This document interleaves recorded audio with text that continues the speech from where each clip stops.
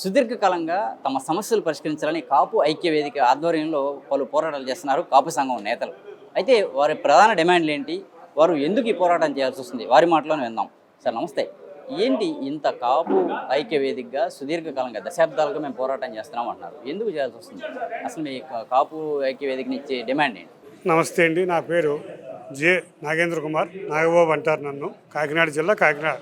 British ప్రభుత్వం వారు అంబేద్కర్ గారు రౌండ్ టేబుల్ సమావేశంలో ఉన్నప్పుడు మా యొక్క జనగణన ఆనాటి ఆర్థిక పరిస్థితులు రీత్యా అప్పుడు మమ్మల్ని బీసీగా మొట్టమొదటిసారి గుర్తించారు సార్.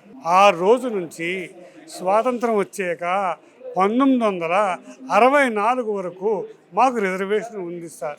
అతి ఎక్కువ జనాభా ఉండటం వల్ల వీరికి ఉన్న బీసీ రిజర్వేషన్ వల్ల రేపు విద్యా ఉద్యోగాల్లో ఎదిగితే మన రాజకీయంలోకి నెక్స్ట్ వస్తారు అన్న చిన్న దురుద్దేశంతో రాయలసీమ రెడ్లు మమ్మల్ని ఆ యొక్క పెన్నపోటుతో నీలం సంజీవ్ రెడ్డి గారు తీసేశారు సార్.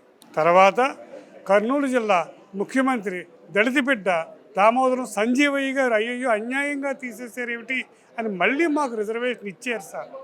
మళ్ళీ కాసు బ్రహ్మానంద రెడ్డి గారు ముఖ్యమంత్రిగా, రాష్ట్రపతిగా నీలం సంజీవ్ రెడ్డి గారు ఉండగా మళ్ళీ రిజర్వేషన్ తీసి నాటి నుండి నేటి వరకు మా పెద్దలు ఎవరెవరు ఏ విధమైన పోరాటాలు చేసినా మా కన్నీళ్లే తప్ప మా బిడ్డల భవిష్యత్తుకి, మా భవిష్యత్తులు పోయినాయి, మా బిడ్డల భవిష్యత్తులు పోయి మనవల భవిష్యత్తులకు వచ్చేసిన పరిస్థితి ఏర్పడింది. మాట చెబితే భుజం తడితే పొంగిపోయే మనుషులు, మాట ఇస్తే కట్టుబడి నిలబడి వ్యక్తిత్వం. దానికి ఉదాహరణే గత ఎన్నికలకు ముందు ఇప్పటం గ్రామ సభలో పవన్ కళ్యాణ్ గారు జనసేన పార్టీ అధ్యక్షులుగా ఆ వేళ ఇప్పటి వరకు జాతిలో చాలామంది నాయకుల వల్ల మీరు మోసపోయారు, నేను ఉన్నా, నన్ను నమ్మండి, పెద్దన్న పాత్ర పోషించండి అని ఆయన ఒక మాట పిలుపిచ్చారు సార్.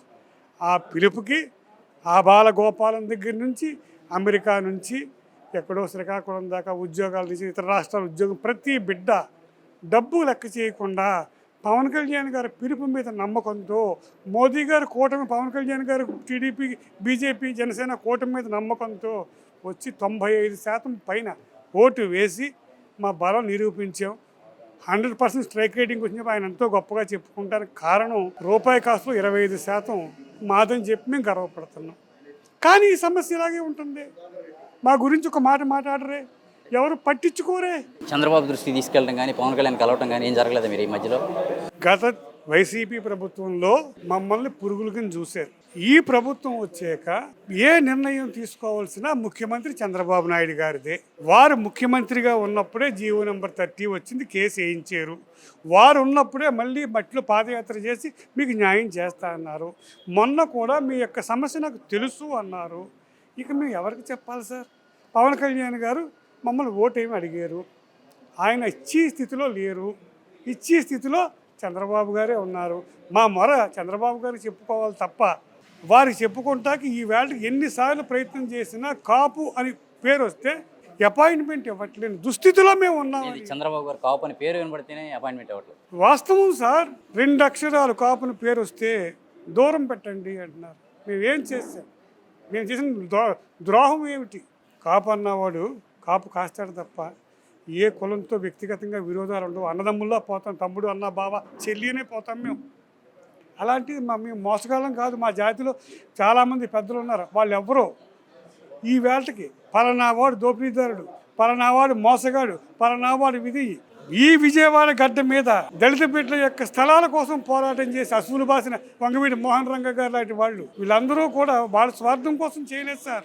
ఇది పవన్ కళ్యాణ్ ఇప్పుడు కీలకంగా ఉన్నారు, మరి స్టేట్ గవర్నమెంట్లో డిప్యూటీ సీఎంగా ఉన్నారు. మీరు ఎందుకని పవన్ కళ్యాణ్ ద్వారా ముందుకెళ్ళలేకపోతున్నారు? చిన్న మాట, మీ చేతిలో ఇది ఉంది, కెమెరా ఆయన దగ్గర ఉంది, ఆయన స్విచ్ నొక్కితేనే రికార్డ్ అవుద్ది. మైక్ పట్టుకుంటే లాభం, కెమెరా పట్టుకుంటే లాభం. ఇచ్చేవాడు చంద్రబాబు, ఇక్కడ పవన్ కళ్యాణ్ కాదు. మా బాధ అదే. పవన్ కళ్యాణ్ మేము నమ్మాం, ఆయన మమ్మల్ని అడిగాడు, మేము చేసాం, అక్కడితో అయిపోయింది.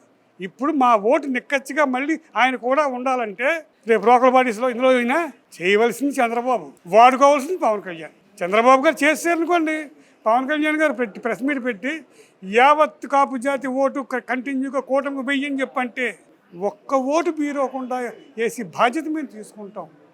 మన చిరకాల కోరిక తీసిన చంద్రబాబు పాదాభివందనమని శిరస్సు వంచి ఆయన 2 కాళ్ళకి దండం పెడితే ఏవి మాకు బేషజాలు లేవు. మరి ఎందుకని లోపం ఎక్కడ జరుగుతుందని భావించాలి? జనాభా ఎక్కువ కదా సార్, మాకు అవకాశం ఇస్తే ఎక్కడ ఎదిగిపోతామని భయం. ఇది మైనార్టీ పాలకులకి ఎప్పుడు కూడా మెజారిటీ వాళ్ళు వస్తే భయం ఉంటుంది. వీళ్ళకి ఏదన్నా నోరు ఉంది, మాకు భుజబలం ఉంది, తెలివైన వాళ్ళం మేము. కానీ అవకాశం ఇస్తే వీడు ఎక్కడికి పాకుతాడని చెప్పి ఒక భయం, వీడు పాకితే పాటు పక్కన లాక్కుపోతాడేమో అన్న భయం.